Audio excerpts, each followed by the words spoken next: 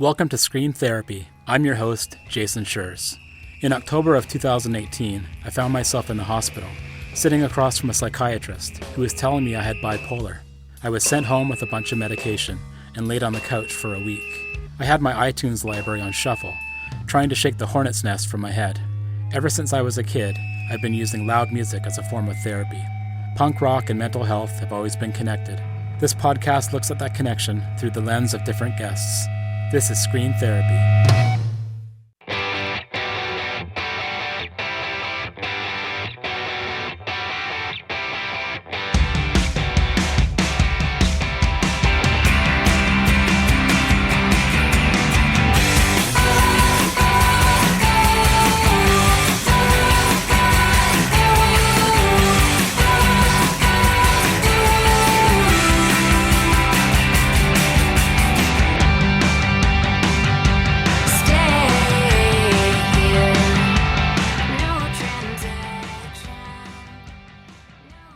For many, creativity comes with some level of sadness or heaviness. It makes sense. If you're feeling upbeat and happy, why not go out and enjoy the sun? Writing songs? That's for the dark times.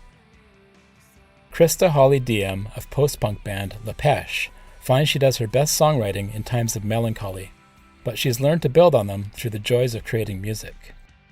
Krista has come to balance the more difficult emotions and sit in them, including the trauma of her miscarriages. While most of Krista's lyrics tackle challenging subjects, such as depression and grief, she's been able to transform them into songs that celebrate life, in all of its many moods and experiences.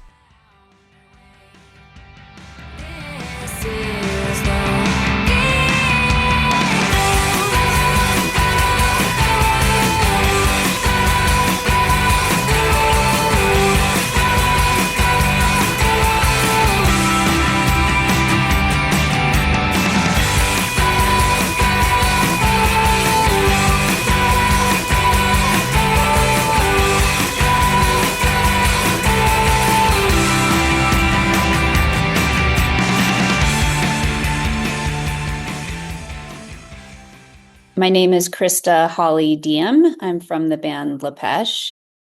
I grew up in kind of a religious household, so we would go to church on Sundays, and there was always like a church band, and I really loved like singing the church songs. And my parents were really big fans of music, but it was very limited to what we could listen to. It was like we could listen to, strangely, we could listen to like the Beatles, anything that was like prior to me being born, we could listen to, but any like current music we couldn't listen to, or I couldn't listen to. So it was like AM radio and oldies, unless it was like Christian rock, then I could listen to that. So that's what I listened to. And I got really into Amy Grant and like wanted to be just like her. And so I started singing. Then I started singing at church, and I did that for like a long time. And then my dad has always been a real fan of music, and he knows how to play guitar. So he taught me some chords. And then in my teens, I think I wrote like my first song. And then I just wanted to keep doing that. In high school, I guess when like puberty, I just started like having these really low lows, and I've got some trauma from being like bullied and teased when I was younger, but in high school I just started feeling these really low lows. And part of that, like I don't know if it was because I was starting to listen to whatever music I wanted to and I was like really drawn to like the darker, depressing Radiohead lane of music. So then in my early 20s, I sought help medically for depression because it was just kind of debilitating. It was always tricky because when I felt really sad was when I felt the most creative, when I wanted to write and like write out all my feelings. And that's when I wanted to like come up with something on the guitar. And so I was always kind of like, I want to feel better because I want to live. But I also am afraid that this creativity is gonna. So you said that you found the music that you wanted to listen to, and obviously that appealed to you. The darkness spoke to you. Yeah.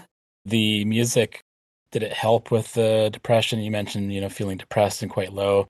Do you feel like it balanced that off, or did it sometimes make you feel worse? Or I think it made me feel like not alone, like someone else was feeling that same thing somewhere else, or somebody actually put it into a song form of how I feel inside.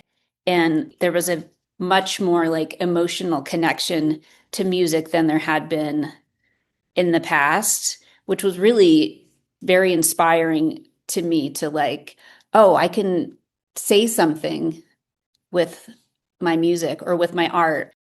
I grew up dancing too, so I like choreography and dancing to certain types of songs and was also like a creative outlet for me. And I felt like I could show with my body how I was feeling inside, which was like really kind of liberating.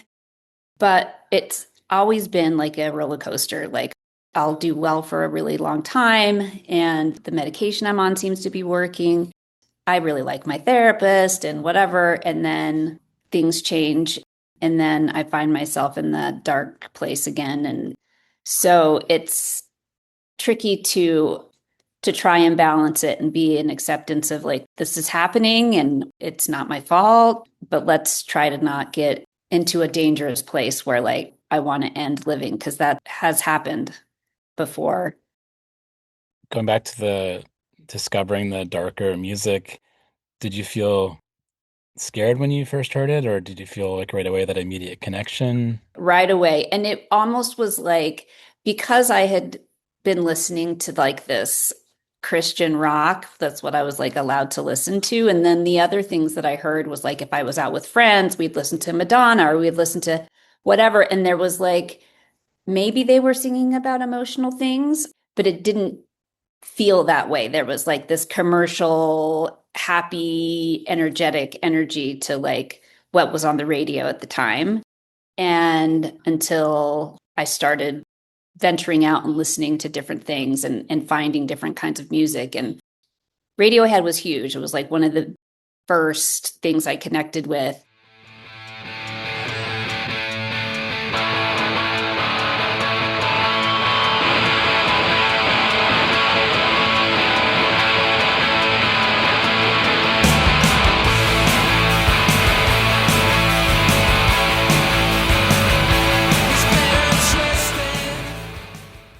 It was just like, oh, this can be music. Like, I didn't have any idea. I just thought you were just like, Jesus is awesome. And like, I like a boy, and love that, like, as I've aged, hearing lyrics of different songs that I from the past, and I'm like, oh, that was like a political statement. And I like never realized it until now. Or like, oh, that was about like a death of your loved one, and kind of seeing in hindsight. I wondered why I connected with it. I just connected with the feeling of the song. And then I like look back and I'm like, Yeah. oh, now I know what that song was about. Or that song was about depression. I know that for Yeah. me, I live with bipolar. So when I went back after being diagnosed and learning about bipolar and sort of how it all works, I went back and saw songs that were, I mean, like Nirvana's Lithium. Oh, yeah. All those kinds of things were really enlightening. And, some of my favorite bands had lyrics about those things and other things related to mental health. Yeah. It spoke to me, but I didn't really know necessarily what it was exactly saying. Right. Same. Nirvana was big too for me at the time.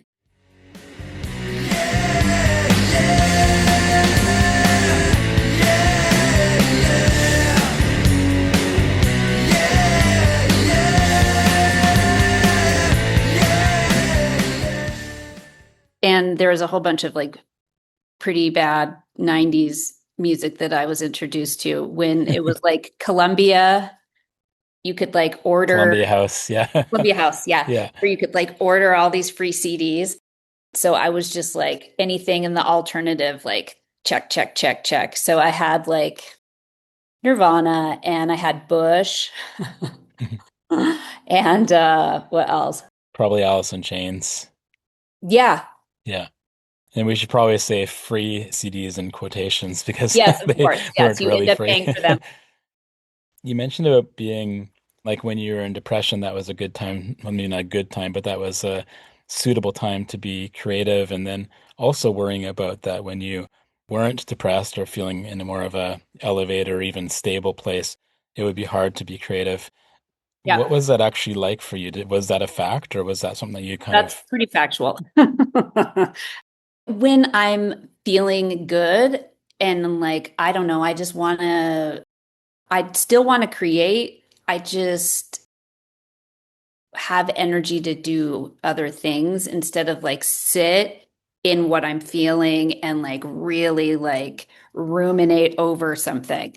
And so it takes a lot of effort for me to write when I'm feeling good versus like I just want to close the door to my room and then just sit there with like my guitar or my keyboard and just like cry and write and yeah, same with me, but at the same time, like I've tried to commit to writing songs when I'm more positive. The easiest one Mhm. for me when I'm feeling creative is being angry, right? It's like I've got a statement to make, and that's obviously a very punk rock thing. Mhm. It's hard, but it's a good challenge to try to write songs when I'm feeling more positive and rallying cry sort of songs, Totally.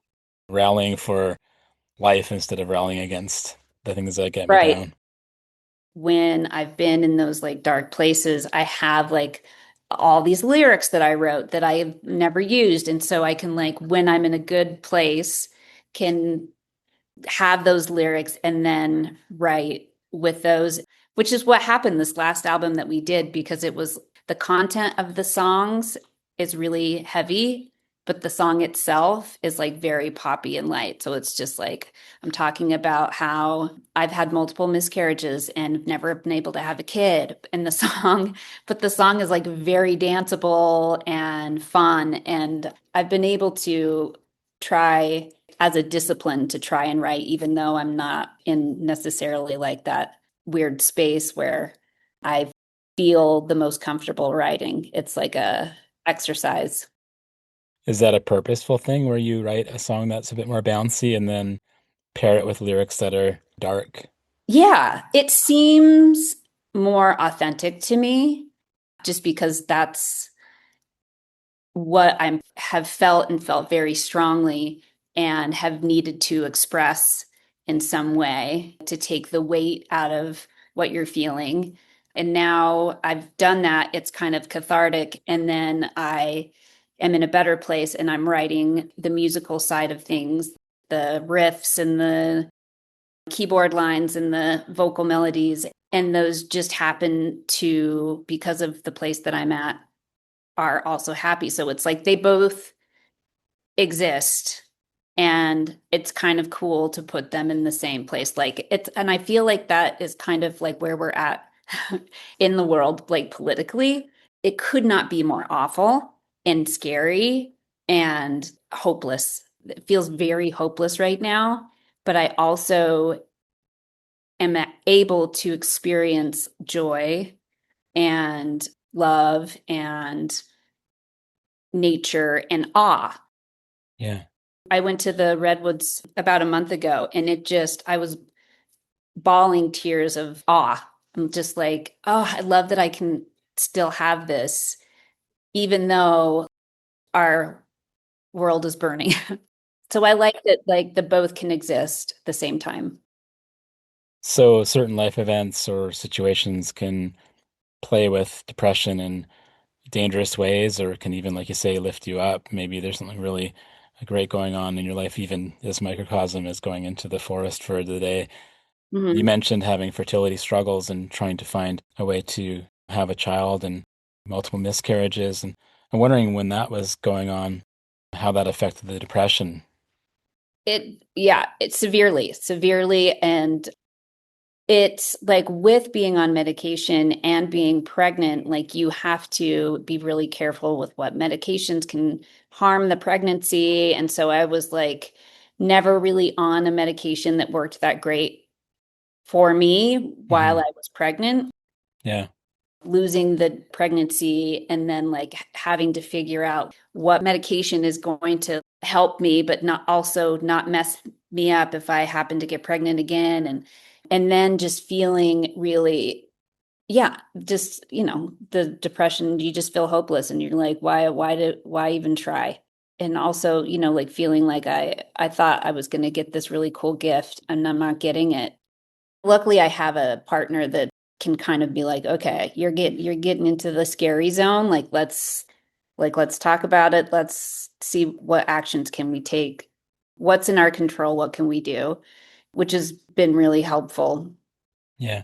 And being dysregulated like that, not only just in your system, but medications, I get freaked out when I think about the possibility of having to change and, Oh yeah. not being in control of what you can take. And that sounds really tough. Yeah. In addition to the fact that, going through this huge emotional struggle. Yeah, it was tough and it still is tough. I still, like when I start feeling depressed, all of that comes back into mind. I lost two babies and actually I've had three pregnancies, but there was no fetus in one of them. All comes back when you start feeling depressed and you're like, I thought I had moved on from this. And you're like, nope, it's still there. It's just under the surface. So if I'm not diligent about my mental health, then I can go there really quickly. Yeah.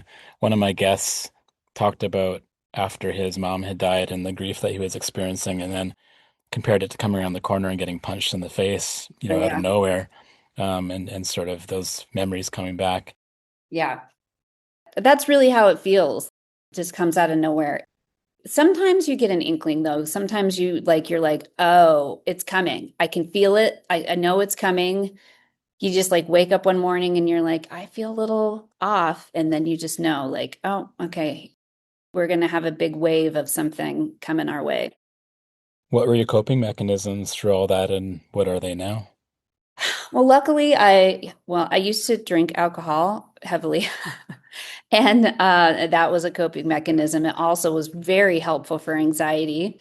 And now I basically take an opposite action of like what I actually want to do.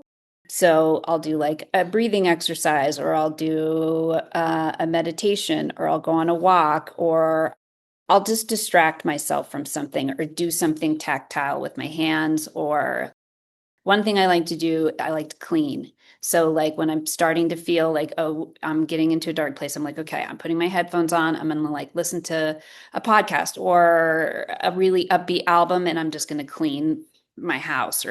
And then usually I like when that starts to happen too, I just get on my computer and like book an extra appointment with my counselor or my therapist.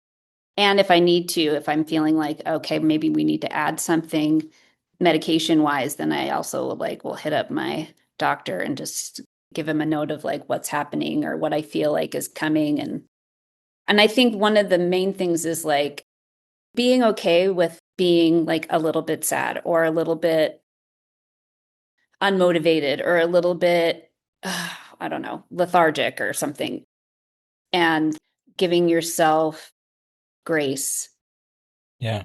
instead of beating yourself up and making yourself feel worse for feeling bad. I learned about cutting it off at the pass and this Mm, kind of ladder of symptoms. And if I go down the ladder too many steps, I can get into a dark place. People talk about spiraling, same kind of concept. yeah. But yeah, like you said, like if I feel low, I realize that my symptoms are coming on and I may slip into a low episode. But if I know early, then I can at least say, you know what, like this is, if I kind of focus on the fact that I'm feeling kind of crappy today, I don't get out of control, I don't lose the narrative. Mhm. Opposite action is really hard. Yeah. It's not easy. One of those concepts that people talk about, radical acceptance is another one. These are all things that Hmm. are very, Hmm. very hard to do. So, but they take practice, right? Yeah. I've read that book actually. There's a book called Radical Acceptance. Being in acceptance of things is just something I've learned in like 12-step programs because it's like I can't, there's a lot of things I don't have control over. Try to accept the things that like I don't have control over. But, I can make it worse for myself. I have that ability. And sometimes I want to make things worse for myself. I don't know why that happens, but it's like I'm pissed off that I feel depressed and I just want to keep digging. You mentioned having a lot of experience with managing your mental health and doing some of these dialectical behavioral concepts. Mm-hmm. That obviously takes a lot of work and a trajectory that isn't always up right away. It's like an up and a Mm-hmm. down. Were there times where you really felt like it was working or that these concepts were really taking effect? And when was that? Like, how did you get into thinking about these concepts? Well, I think when I was like in my bottom of drinking, I really don't think I managed that well, like in my 20s and 30s. I think I just acted as if things were fine. And then usually, eventually, like things would maybe improve. Or if it got bad enough, I would go to a doctor and be like, I need more medication, which happened a lot. But it really was once I was drinking to medicate and to feel better, which worked at first, but then had the opposite effect. And then I started going into a program in AA. They had all these suggestions of things to do. And it's very Buddhist to me, like a lot of 12-step programs. And it's all about like just trying to stay in the moment and not beat yourself up for things that you've done, but also acknowledge that you did those things and then try to basically just like that acceptance and that pause that happens when I want to like burn everything down to the ground because I hate this. I hate this. I'm going to ruin it all. And just not acting on. If I don't know what to do, don't do anything. And all of these are like these little suggestions and like tools that I learned by being in a 12-step program. So Yeah. that's the thing that changed my like day-to-day life. And I think the number one thing that I've taken from that is what I'm feeling is going to pass. It will pass. It always does. It always has. Like, even if it lasts days, tomorrow will be different. It will be different. So it's just easy now because I don't have a crutch anymore. So I can't like lean on that. I've got to find other things to do. So I just go down the list of, okay, like pause, think about it. Like, is there anything I can do right now? Like, am I resisting something? Am I making things worse for myself? Okay, what can I do? Is being in LAPêCHE like one of those Buddhist principles? Do you get the same out of it? Yes and no. LaPêche is a labor of love for sure. And it's, we don't make money. Surprise. Really? Surprise. So it's really a labor of love, but it also is exercising this muscle of mine, which is like my creativity and my expressing of myself and just keeping that muscle healthy. And so LaPêche is just it's very helpful. It's just another tool of exercising and getting out what needs to come out so that I'm not carrying it. And a culmination of writing your own songs since you were young, and now you're in this band that is something that you thought you might be in at some point, or you hope to be in. Mm-hmm. Your own version of Radiohead. Yeah. Yeah, totally. And I think that has a lot to do with my husband, Dave, who, like, when we started dating and he found out I played music and I found out he played music, and he was like, really wanted this for me. He's like, I really want you to keep playing music. So let's figure out a way that we can do this together. So, like, I totally credit him for keeping LaPêche alive because there were some times where I'm like, I don't know if this is like worth doing anymore. It's like so expensive and it can be stressful too, but he's really kept it going and it's been like a lifeline.